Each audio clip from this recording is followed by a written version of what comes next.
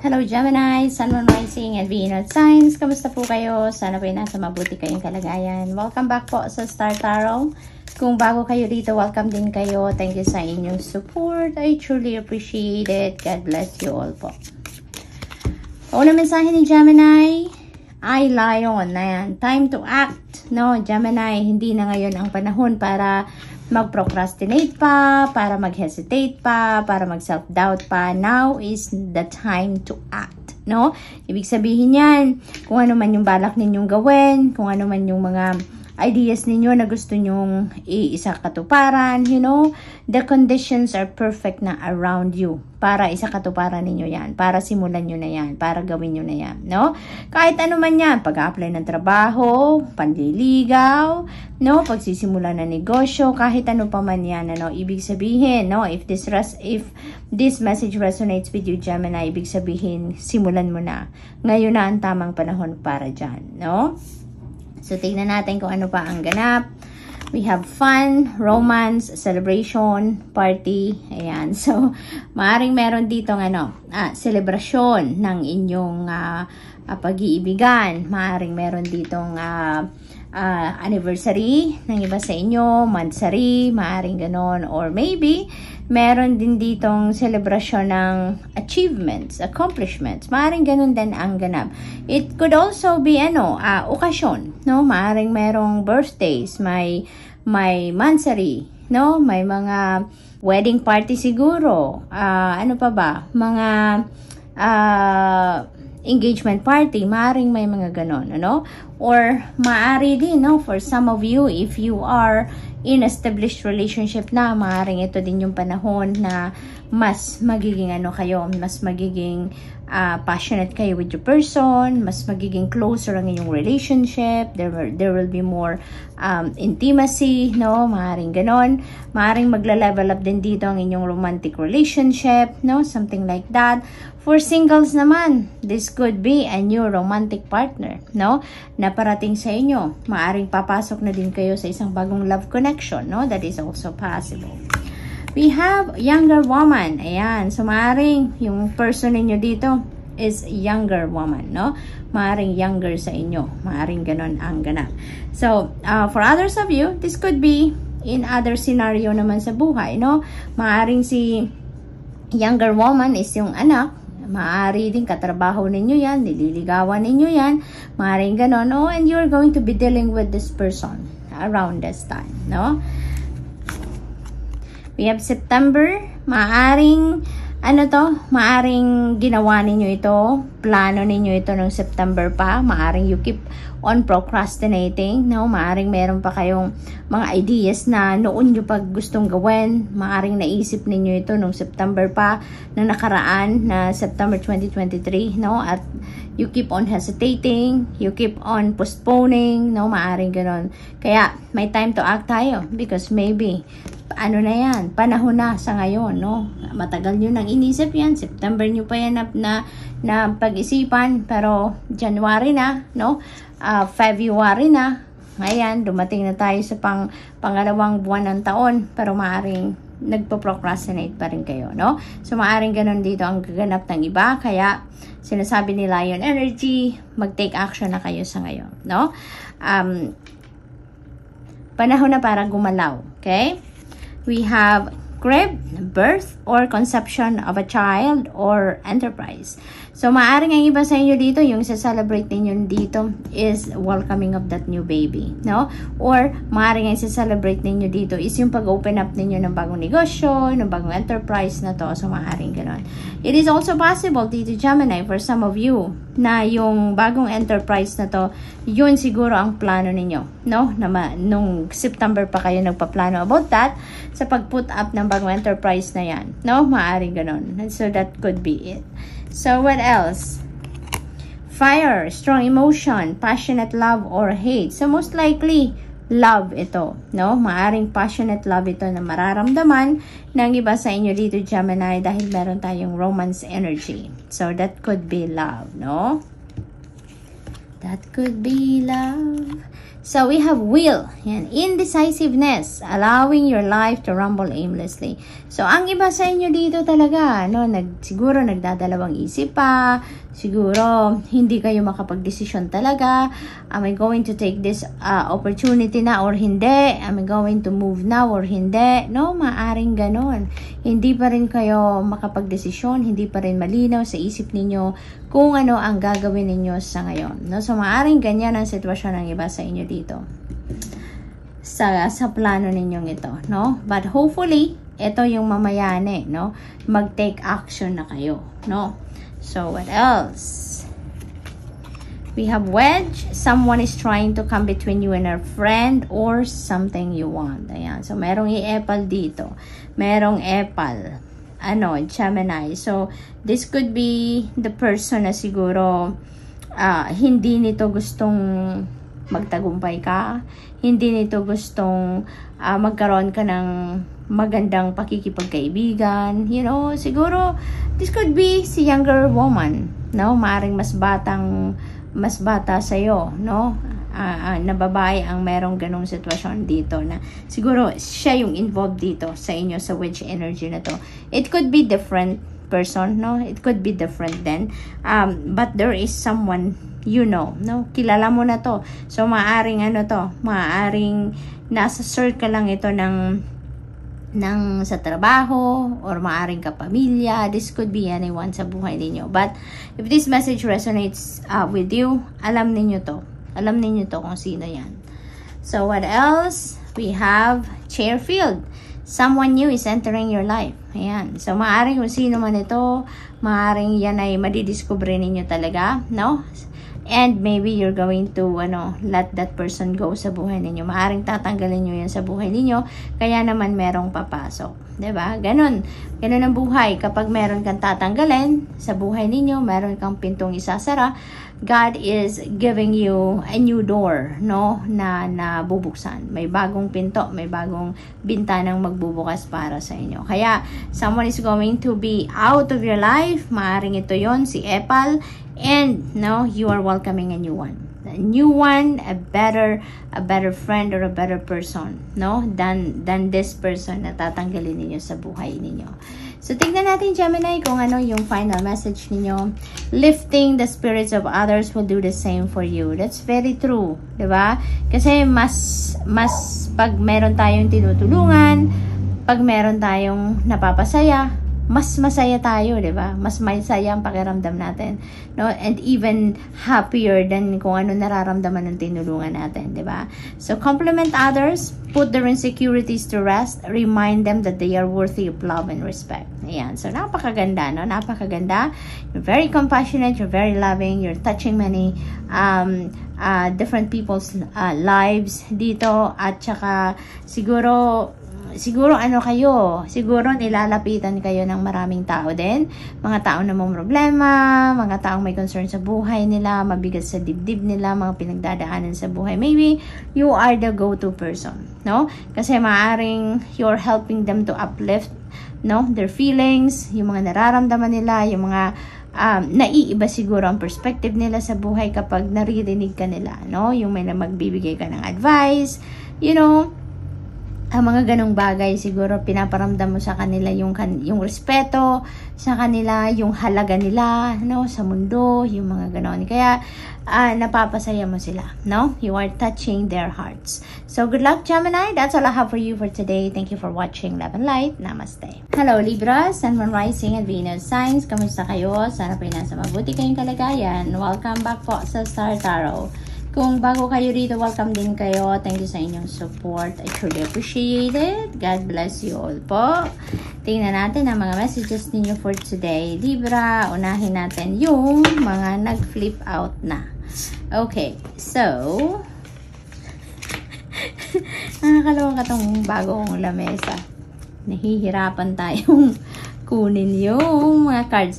We have the energy of that arrow. Ayan, you are on the right path regarding some aspect of your life. No, Libra, ang iba siguro sa inyo dito nagdadasal for confirmation, for go signal, for green light. Kumbaga, maaring yun ang hinihingi ninyo sa Divine Universe na bigyan kayo ng sign, no? This could be it. No, maaring ito ang kasagutan dyan sa inyong dasal, no? Sinasabi sa inyo dito na you are on the right path. Kasi maaring meron kayong balak gawin and maaring hindi kayo 100% sure if that is the right path for you.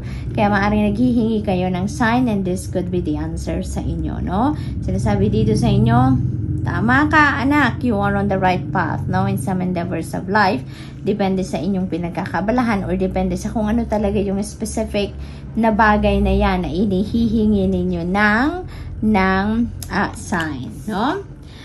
We have the energy of the eye, psychic ability, trust your intuition. Ayan. So, Libra, you are also given intuitive messages dito, no? Maaring binibigyan din kayo ng mga signs, symbols, synchronicities dito, no? Kaya napakahalaga na mag-pay attention kayo doon sa mga signs na binibigay sa inyo and also yung intuitive messages na pumapasok sa inyong intuition, no? Pay attention to that. Make sure that you listen to it dahil yan ang gabay sa inyo. There will be more guidance, there will be more advice, no? Na binibigay sa inyo dyan para gabayan kayo on how you're going to navigate your circumstances sa ngayon, no? Your psychic abilities will be on point, will be heightened around this time as well as your intuition. Kaya most likely, Libra, maraming downloads ang parating sa inyo. So pay attention to that. Yan ang makakatulong sa inyo. Yan ang magdadala sa tamang daan, no? Sa inyo. So, we have the energy of the butterfly, a change for the better. Napakaganda. Napakaganda. Maaring yung binabalak ninyo dito, no? Maaring that is the change na gusto ninyong gawin sa buhay ninyo, sa kung ano mang parte yan, no? And this is a change for the better. So, everything is going to be in its right place na. Kasi, makakabuti na ito sa inyong sitwasyon. Kung ano man ang mga changes na gagawin ninyo sa buhay ngayon, you know, yan ang makakabuti sa inyo, yan ang makakabuti sa inyong pakiramdam, yung mga ganon, no? So, good luck. We have throne, ayan, position of authority. Ayan, maaring kayo to. Maaring kayo ang ilalagay dito sa position of authority na to. Maaring kayo yung uupo sa tronong ito. Maari din naman ang iba sa inyo nandito na, nakaupo na dyan. Maaring you are a person of authority na talaga. Maaring ganun din ang ganap. So, congratulations.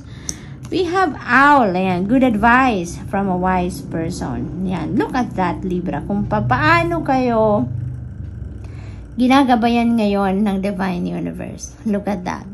Binibigyan kayo ng signs ngayon. Binibigyan kayo ng intuitive messages dito through your intuition. Maaaring binibigyan kayo dito ng vision. Maaaring pinapadalhan kayo ng mga signs, symbols, synchronicities.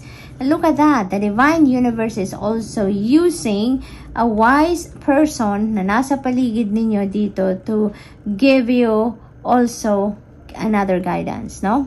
Kasi gagamitin niya yung taong ito para magbigay sa iyo ng advice kung ano ang nararapat ninyong gawin, kung ano ang mas makakabuti sa inyo, kung ano, bibigyan ka nito ng mga aring bagong perspective or new ideas on how you're going to navigate your situation sa ngayon, no? So, divinely guided talaga kayo, Libra. Beautiful. Money path. Wow. A path with money is waiting for you to find it. Ayan. So, meron ditong opportunity, no? Bagong pagkakakitaan ninyo, bagong source of income ninyo, no? Na naghihintay na lang ang pagkakataon na ito para makita ninyo, para madiscover ninyo. So, yung mga opportunities na to is yet to be discovered by you. Now, Libra, kaya you know what? Pakinggan talaga ninyo ang mga gabay na dumadating sa inyo, no?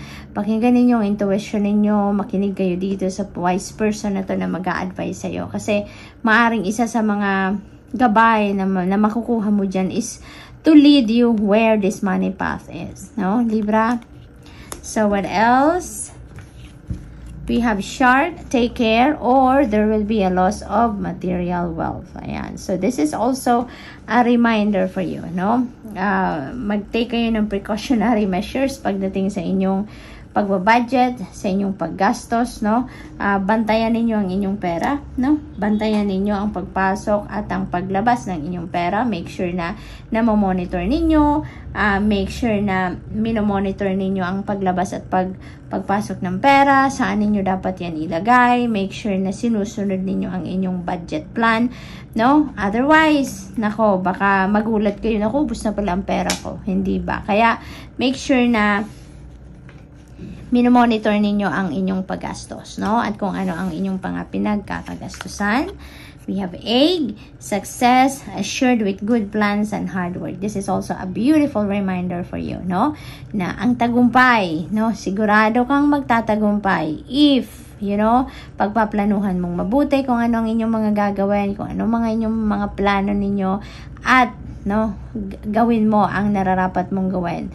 Put an extra effort on that. Pagtsagaan, pagsikapan, hard work is needed. So, yun ang parang formula na binibigay sa inyo dito, no?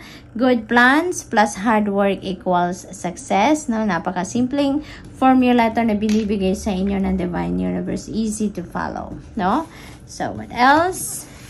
We have apple. Temptation will test you. Ayan. So, test of faith din ito at the same time. Titignan dito hanggang saan ang control ninyo. Maaring sa paggastos ito. Maaring kasi meron tayong take care or there will be a loss of material wealth. So, maaring yung mga temptation na to, you know, is going to test you talaga. Kung gaano kayo katatag, katibay, kontrolado sa inyong sarili pagdating sa mga paggagastos, no? So, let's see kung ano pa ang final message ninyo. Libra, we have, you may get knocked down in life. Getting up is a choice. Always get up, no? Ito lang ang dapat na choice natin. Di ba? Yung pag-get up, pagbangon, paglaban, pag-continue to fight, di ba? Sa buhay. Kasi normal lang yan. Sometimes talagang babagsak tayo. Minsan nga may mga sitwasyon talagang we hit the rock bottom. 'Di ba? Pero 'di ba, kapag mas mabigat daw ang pinagdaanan sa buhay, mas bonggang-bongga din ang pag-angat natin. 'Di ba? May mga ganong kasabihan na the more na mabigat ang iyong pinagdadaanan sa buhay, ang katapat niyan is malaking ginhawa, malaking ginhawa. Kaya yung pag-give up is dapat hindi natin yan binibigyan ng pagkakataon sa buhay natin, no? Ang dapat na lagi natin ginagawa, lumaban sa buhay, just hang in there. Kahit anumang bigat ng pinagdadaanan natin, lagi lang natin naisipin na magbabago at magbabago ang ating sitwasyon. We just need to keep working on it, no? Pag-isipan nating mabuti or agad-agad kung anong nararapat nating gawin, anong magagawa natin para makabangon tayo, anong maaari nating gawin para mabago ang ating sitwasyon for the better, yung gano'n, Huwag tayong sumuko, no? Giving up is not an option, no? Giving up is not an option. Nandito tayo for a purpose, nandito tayo para lumaban. And if you feel like, yung pinagdadaanan ninyo is too heavy, for you to carry, huwag kayong mawalan ng pag-asa. No, we have kasangga, in the spirit realm. Nandiyan si God, nandiyan ang ating mga angels, nandiyan ang ating mga spirit guides. Let's ask for help, let's ask for guidance, let's ask for protection and safety, At nandiyan sila para gabayan tayo, tulungan tayong maging magaan ang ating mga dinadala, ang ating mga pinagdadaanan. Kaya don't hesitate to ask for help, Mag-pray dahil kapag tayo nagdadasal at humihingi sa kanila ng tulong, nandyan sila agad-agad, Ramdam naman natin yan na nandyan sila agad-agad, tinutulungan tayo. They're sending us people to help us lighten our load, diba? Ganon ang pagtulong ng Divine Universe. The spirit team are using people, They're using other people to help us, to provide us help, assistance, or kung ano man ang kailangan natin, diba? And also, lagi din nating isipin na help is always available to us, May mga tao sa paligid natin that are willing to help us. We just need to reach out, okay? So, Libra, that's all I have for you for today. Thank you for watching. Love and light. Namaste. Hello, Aquarius, Sun, Moon, Rising, and Venus signs. Kamusta kayo? Sana po nasa mabuti kayong kalagayan. Welcome back po sa Star Tarot. Kung bago kayo dito, welcome din kayo. Thank you sa inyong support. I truly appreciate it. God bless you all po.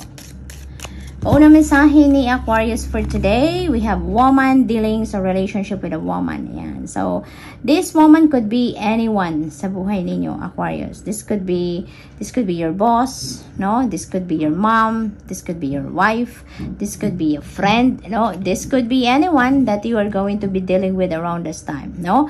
This person is going to play a significant role in your life around this time, no, Aquarius? Maaring maaring makikilala mo pa lang ito, maaring katrabaho mo to. This could be anyone, no? So, what else? We have heart, love, deep affection, and caring. Ayan. So, parang you're oozing with love sa ngayon, ano, Aquarius. Parang you're going to express your deep affection and love and pag-care ninyo sa tao, maaring towards this woman ito. No, Aquarius, maaring ito ang nararamdaman ninyo para dito sa taong ito sa ngayon, and maybe you're going to do that right now, no? Maaring i-express ninyo ang sa kahit anumang paraan ang inyong pagmamahal, ang inyong affection sa kanya, ang inyong pag-aalaga, ang inyong concern, o yung inyong care. Or it is also possible, Aquarius, na yung mga to, ito yung mararamdaman ninyo, and maybe that will be coming from this woman, no? Depende sa inyong sitwasyon kung sino man ito, no? Whoever this represents for you at this time, no? Maaring sa kanya manggagaling ang love, ang deep affection na yan, yung caring, maaring ipaparamdam niya yan sa iyo, no? What else? We have been, wow, may bagong trabaho or bagong career si Aquarius sa ngayon. Maaring you're starting fresh with these areas, no? Sa ngayon. Maaring meron kayong bagong trabaho or bagong karera na sisimulan around this time. So, congratulations. What else? Wow, 4-leaf clover, great good fortune, Aquarius. Napakaswerte ninyo sa ngayon, ano? Napakaswerte ninyo. Hindi lang pati siya good fortune, but this is great good fortune. So, parang above the roof, no? Yung swerte na parating sa inyo sa ngayon, o yung swerte na mararanasan ninyo sa ngayon. So, good luck to that. Hindi lang yan swerte sa isang area ng buhay ninyo. It's not only swerte sa trabaho, hindi lang yan swerte sa asawa, hindi lang yan swerte sa boyfriend or sa girlfriend or sa paghahanap ng trabaho, hindi lang din yan swerte sa pera, no? It could be in all areas of life, it could be in any area of life, no? Maaring ganun ang ganap dyan, depende sa inyong sitwasyon, no? So talagang maaring sobrang swerte kayo sa lahat-lahat, no? Depende sa inyong sitwasyon, but definitely the energy of great good fortune is on your side sa ngayon. Mababalot kayo ng swerte. We have the energy of the carriage, a journey, either physical or mental. Ngayon. So, maaring travel.